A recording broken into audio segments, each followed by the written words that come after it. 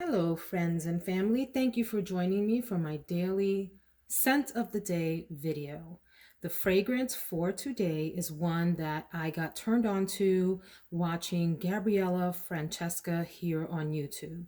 If you haven't checked out her channel, go take a look. She's, I think, out in the West Coast, I think Southern California, because she works at Disneyland or did work at Disneyland or something like that, and has just some of the most entertaining videos and a wide range of interest in different kinds of perfume.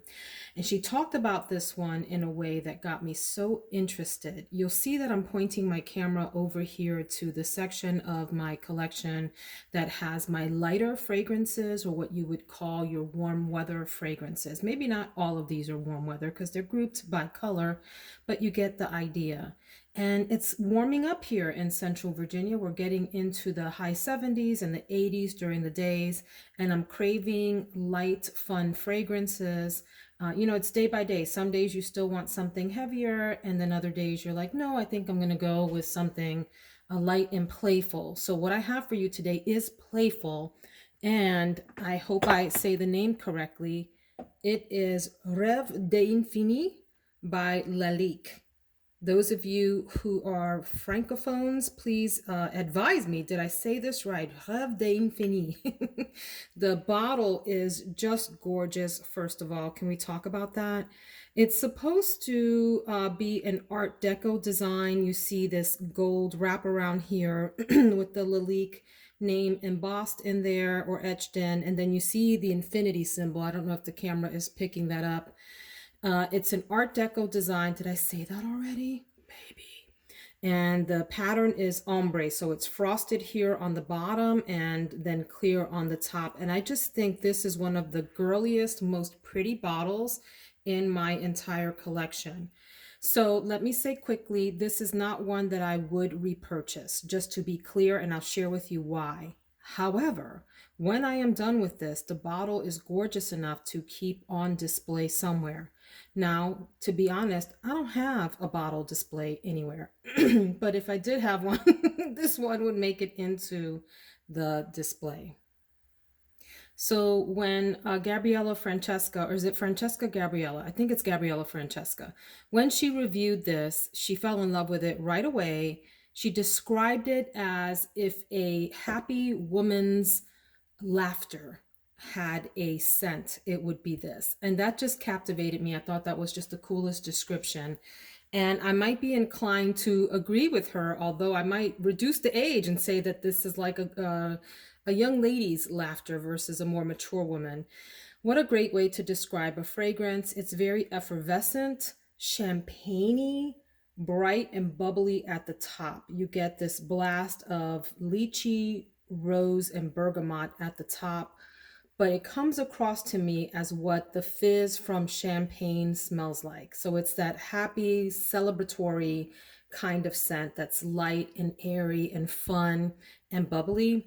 In the middle, you get freesia, you get rose, you get cedar, and I think jasmine is in there also. And in the base, it's musk and sandalwood and vanilla, and I think another woody note if I'm not mistaken. But let me say this about the fragrance. It's beautiful in the opening. The middle is okay. And I don't get any of the base notes at all. I don't get any woodiness out of this at all. Maybe a hint of that vanilla, maybe a little bit of the musk. So the thumbnail conveys to you the notes that come across to me, and the background of the thumbnail has like a little bit of a cloudy thing going on, which I am using to symbolize musk, that sort of powdery musk thing going on. You do get some of the rose, the lychee, a little bit of the vanilla, as I mentioned, and the freesia. But the issue with this is performance. It goes away relatively quickly for me, that happy opening. So it's one that I probably would want to respray every 2 to 3 hours just to enjoy that bubbly, champagne-y, effervescent opening over and over again, because that's the best part of the fragrance. Absolutely. So for that reason, I would not repurchase it. I will say that I did get this on Fragrance Net for quite a steal. I want to say it was in the $30, that's US dollar range. However, this retails for I think of 150 or something ridiculous like that, considering that the performance is an issue. So, knowing that the performance is an issue before I even tried it today, I did layer it with a lotion, and I chose Japanese Cherry Blossom from Bath and Body Works. I could have also chosen something more floral like this rose cream from Bath and Body Works, but something about the cherry blossom, the little bit of powder in there, and it's just like a happier fragrance to me, really matched the Reve d'Infini. So I could also layer this with other perfumes, but I didn't. Like I would love to try to layer it with Pure Poison and see how those two get along. Beyond Romance from Ralph Lauren, sorry, and see how those two get along. Maybe Mon Boudoir by Vivienne Westwood, maybe even Mon Guerlain. I don't know. Maybe this Jasmine Noir L'Eau Exquise.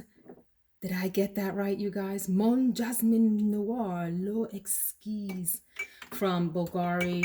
I could think of a bunch of different combinations that might help this out, but I really do enjoy it on its own. Just wish that it lasted longer. But you guys, what a gorgeous bottle design here. How feminine, how dainty, how pretty. This makes me think of chiffon. This makes me think of ballerinas. This makes me think of just pretty cute dresses that you put on little baby girls with a little tulle. It just reminds me of all of those things.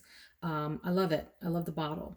And I love the opening of this. So I will leave it at that. That is my honest initial review of this Reve d'Infini by Lalique. And I hope you all have a fantastic day. If you haven't subscribed and you enjoy this kind of content, please hit that button. And for those of you returning, thanks, guys. Good to see you again. Have a wonderful one. Take care.